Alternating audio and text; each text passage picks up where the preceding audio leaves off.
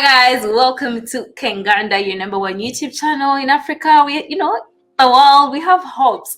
Now, as you all know, Kenganda does a thing where we host certain people onto a platform and talk about their life, talk about what they're doing, talk about, different kind of lifestyle that they're living, wherever it is they are. On today's episode, he's going to introduce himself. Hi everyone. My name is Akram. I don't know. There's nothing fancy about my life, but I don't know. You just get to have a conversation, have a good time. Man. Yeah. So Akram, tell us, what do you do? Where do you stay? Like, what's special about Akram? What's special about Akram? Currently, I'm a final year Bachelor of Accounting Science student. I run a small business that does digital marketing, and it's a digital agency with a good friend of mine. I also do have a YouTube channel. I have two YouTube channels. You have two. Two. My one channel is about to hit 60,000 subscribers, and the other one, the other one I'm not too consistent on it, but we're trying to get to 1,000 subscribers, which would be awesome. The channels are me. The one channel I just give my opinion on things that I enjoy, such as sports, soccer, martial arts, or whatever it may be. And then the other channel, I try to give life to black music, and predominantly black music that many other reactors and reviews do not have to listen to. So I try to dabble in African music. I try to lately I've been listening to a lot of Brazil music. I love Brazil. Music. I saw that. The music is great. It has a lot of meaning, and I've also been dabbling in learning Portuguese, man. Okay, that's nice. Okay, now Akram, you're Ugandan, right? What's your Ugandan name? Wow. Are you Uganda? Okay, are you Uganda? Yeah. Yes, I am. Oh, you're Uganda. What's your clan? My clan? Yo, I made it sound so ignorant. I literally just filled in like the documents that I'm applying for the new passport. I can't. Yeah, I'm gonna sound like here's the thing. I grew up. I was basically born and raised in South Africa, but my entire family is from. Yeah, so my entire family is Ugandan, 100% Ugandan. So it's also another thing where I have not been highly educated about that. I'm now as I'm older, I try to learn more about the culture, learn more about, because I don't believe that as Africans we need to know who we are and where we from and what it is we represent. Because if you don't know your identity, then if you don't know where you're from, then you don't know where you're going. So I'm not quite sure which clan I'm from, but I know I'm a Uganda. Oh, okay. It's okay. I also got to know about my clan when I was old, and I'm in Uganda. No, anyway, you continue. Oh no, I was just gonna say, but I do know which area we're from Masaka. So is that? Oh yeah. Okay. Now, you being a Ugandan in South Africa, how's that life? How is the culture? Is there any difference? Like when you come to Uganda, do you see some things here and you're like, oh, this would never go in South Africa? And then when you're in South Africa, do you see some things and you're like, oh, that would never go in Uganda? Like, what's the difference between the two nations? The difference between South Africa and Uganda. Funny enough, I haven't been to Uganda. I was supposed to come last year with COVID. Wait, you've never been to Uganda? I'm saying as an adult, I haven't been to Uganda. Yeah, I've been there as a minor. So but one thing I can is interacting with like Uganda, because a lot of the Ugandans I interacted are my family members. I haven't, like, it's very, like, to find our age mates, Ugandans who are our age mates, it's kind of rare in a way. Like you'd be like, oh wow. Like I think recently I was told by someone that there's a Ugandan classmate in our faculty, and I was like, what? I thought I was the only one. But so what would I say is the difference between the two cultures? I would say I don't know, man. There's a lot of things. Obviously, the languages, the culture, the food, of course, and I think also predominantly just like the mentality too. Like obviously two different types of people. I would say that is the most. Just one thing I can think of that is quite different between. Okay. When you say mentality, like what's the difference? Like Let's just dive into that a little. When I say mentality, honestly, it would depend. Like we can speak on certain things, you know what I'm saying? Whether it's in terms of, it depends. Like you'd have to speak on certain topics. Like for example, if it's academia, obviously like Ugandans and South Africans approach that much more differently. You know, if it's with regards to sports, Ugandans and South Africans approach that much more differently. I would say it's because obviously South Africa is like almost a first-class country in the sense that there is opportunities, therefore people see things differently compared to like Uganda. But the one thing I must say I appreciate about the Ugandan people, I was even reading a stat because one of your co-workers, I saw she posted something on WhatsApp with regards to female slaves, and I went to do research on it, and I saw that Uganda actually has the third highest, it's the third best country for women to start businesses in.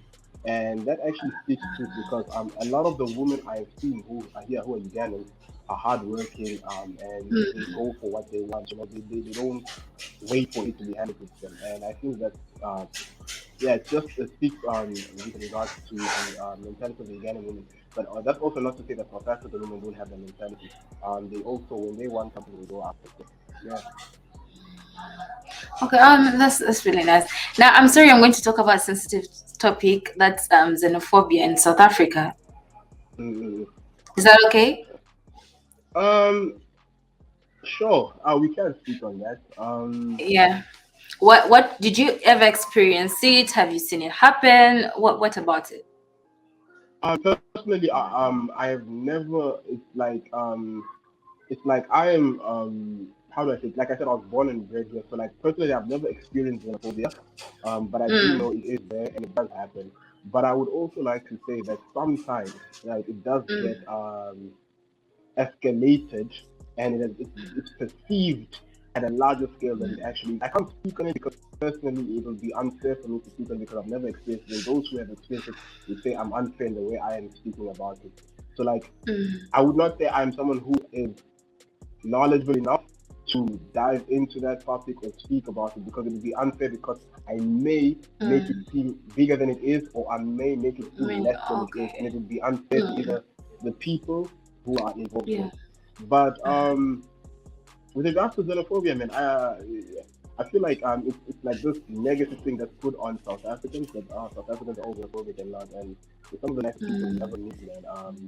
You know, yeah, that's how I would say. Okay, thank you.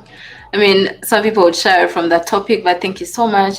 Now, you said you're studying. You're in school, right? You mentioned that earlier. Yeah, How yeah. is it? How's Final school year. in South Africa? Oh, it's the best. It's the best. Like high school life in South Africa is kind of irritatingly boring because you know kids have their mentalities and whatever it may be.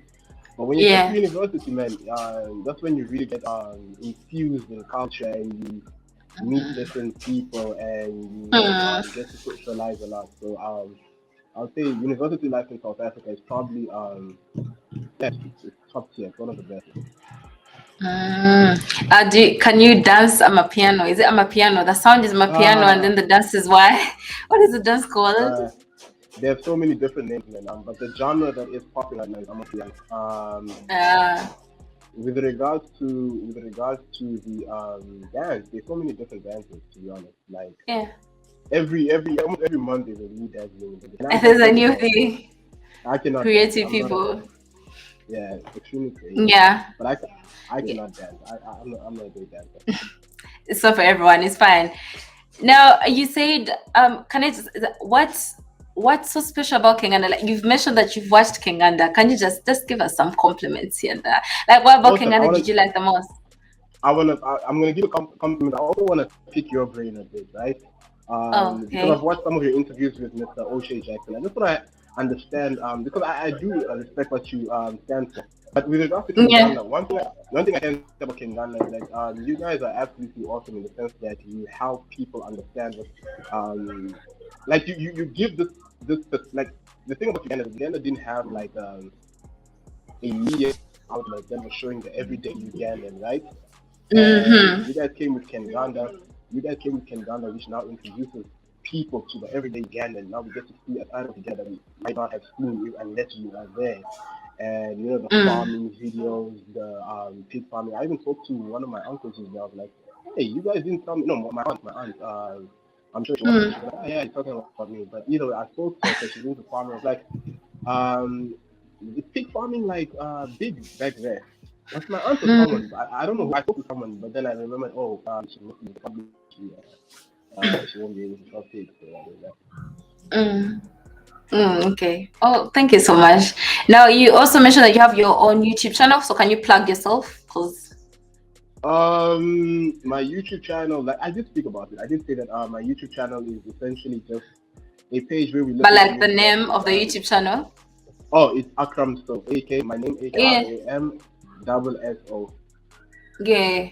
I actually checked it out, and the songs you react to, they're unique.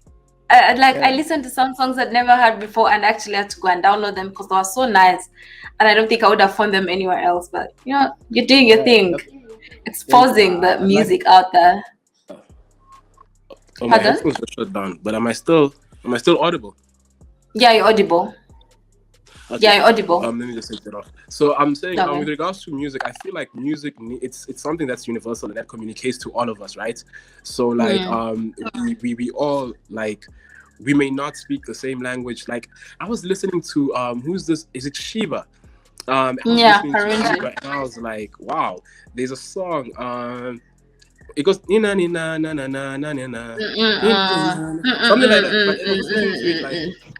I was just listening to it and I was vibing to it and I was like, oh wow, this is what you don't have to fully understand what's being said, but it will speak to you and like it will you know, that's the beauty about music, and that's what I hope my channel does. That's why I listen to I'm listening to Portuguese music predominantly. I listen to Arab music, I listen to Persian music, I listen to Russian music.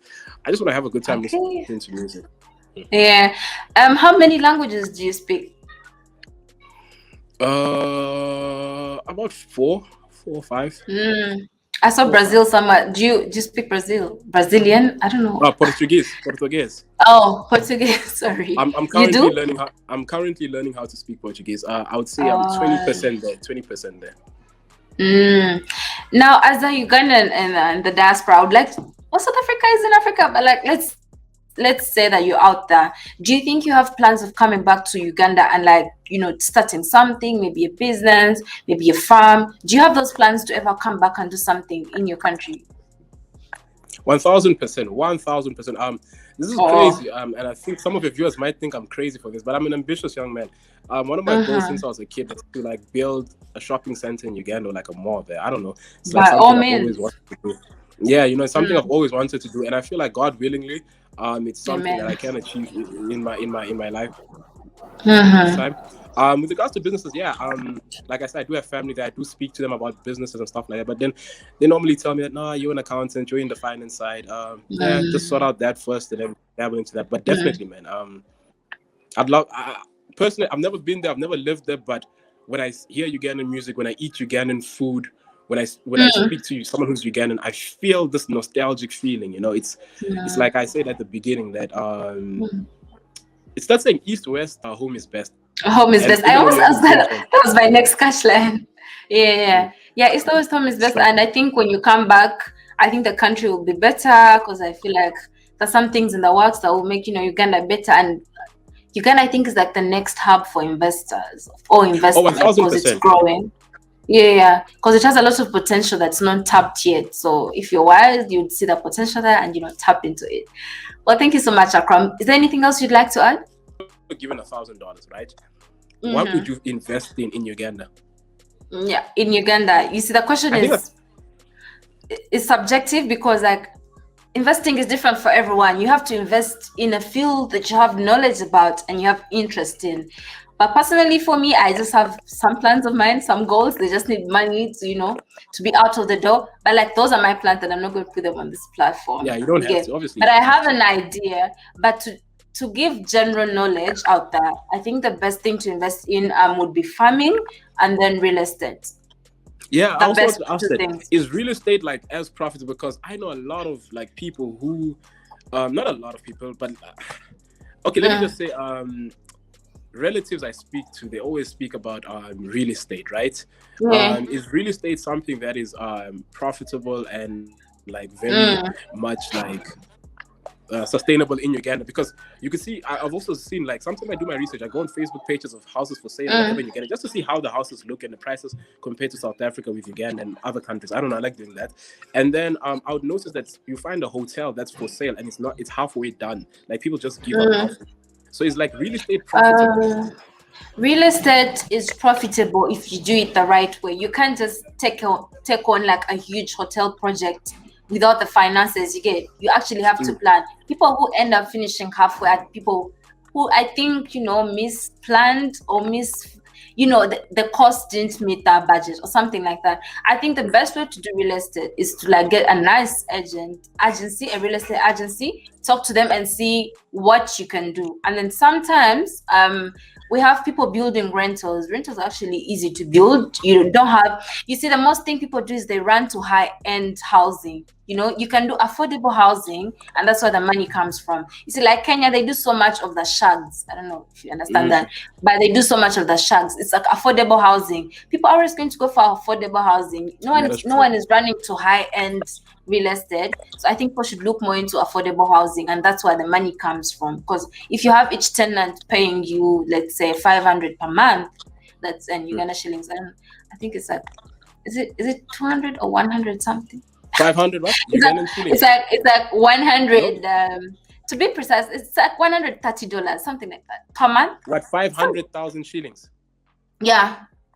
That's about, in rands, that's about 1,000 rand, so that's like $140.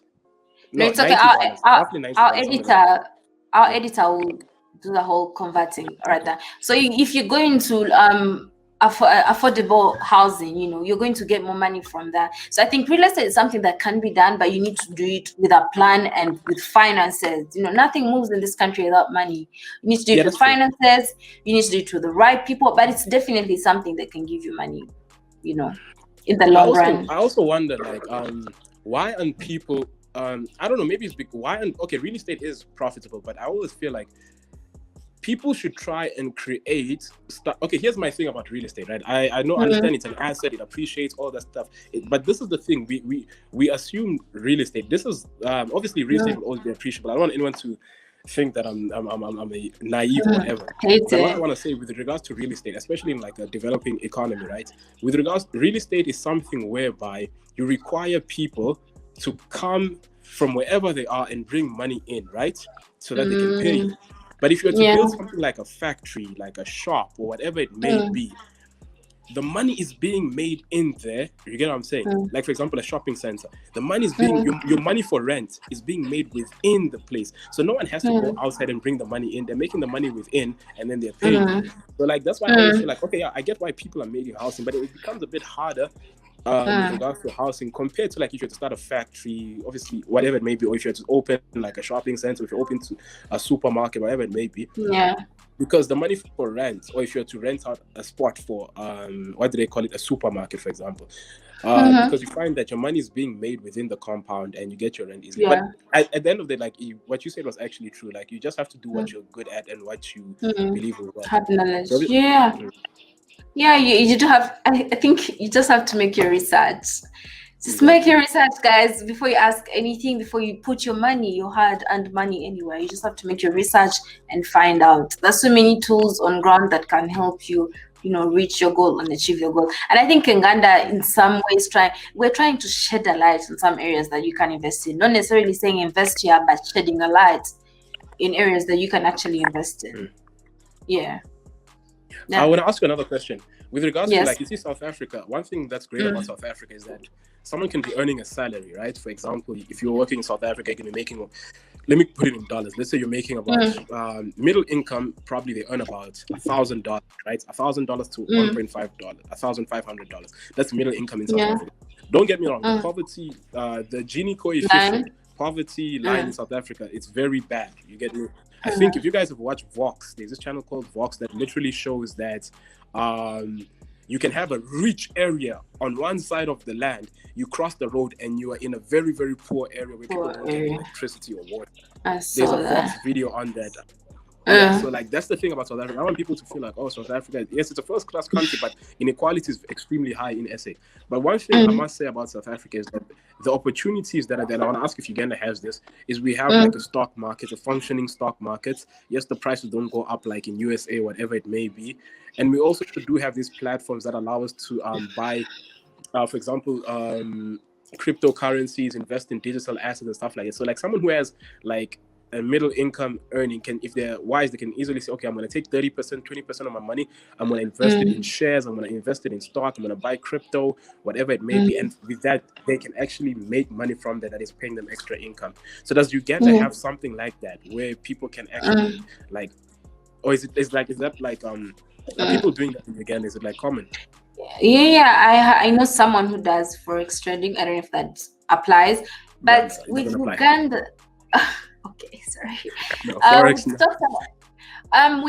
We have brokers that stocks something, that brokers for something. I'm not an expert, that's why I'm just going to give what I know. We do have brokers who can help you in that area. And then I saw recently Bank of Uganda did a thing where now your bank can help you invest in like T-bonds and all that, government securities and all that. But you see, all this knowledge is only available if you search for it, and most Ugandans don't search. No offense, I love my Ugandans. But you see, I also notice, I feel like the youth in Uganda, I just want to say this, right? Before we end, whatever. Like you guys, shout out to you guys what you're doing in Uganda. But I feel like it's very important that the youth in Uganda, not just Uganda, everywhere, but I feel like Uganda specifically because it's home to me, that it's very important that the youth develop digital skills in the sense that like there are skills that you don't need to go to university for, that you can literally go on YouTube and you can learn. Unless you want to be a high quality professional. I remember I even got into a fight with someone because I posted something that why would you pay about $5,000 worth of varsity fees a year to go study this when I learned how to do it on YouTube? But I don't want to say what the cost is because someone might come to me. But what cost is that? I don't want to say it. But either way, what I want to say is that like the youth, not just Uganda, but African youth, it's very, very much important that we learn to become digitally literate. Africa's future and the black person's future, or whoever it may be, our future is in being digital literate. What do I mean by that? The fact that you understand and I understand how to make videos on YouTube and whatever it may be, it means we have a way of making income from YouTube. Yes, not everybody may have the personality to be on YouTube, but if I can go on YouTube, I can learn how to design a website, right? If I learn how to design a website, I go on Facebook, I create a freelancer page, and then I post an ad. Like, it's extremely cheap to have an advert on Facebook, and then you go out there and you say like, okay, cool, I design websites. The reason I'm giving the website for example is because I was in South Africa. We have something called Property 24, where you go and you look at houses, right? It's very efficient. It's a beautiful website. I tried to find something like that in Uganda, and there's absolutely nothing, right? Like, this is me giving whoever's watching this, like, here's a plug to try and I